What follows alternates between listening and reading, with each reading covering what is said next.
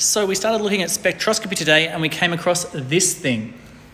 This is an old colorimeter or UV spectrometer, and when we plug it in and we flick it on, we can see that it still works. So what it does is it tests for the concentration in an unknown solution by looking at how much light is absorbed by it.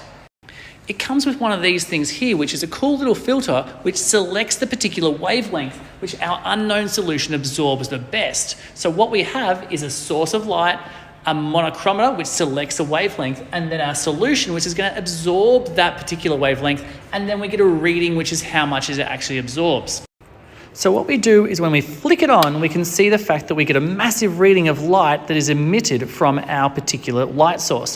When I get my filter, I chuck it in here, you can see that some of that light is now being absorbed, but it's not on the zero. I've got a little dial here which allows me to then zero or calibrate this colorimeter. So therefore, I can start with zero absorbance now. And then if I put a solution in here, I'll then be able to read how much it actually absorbs.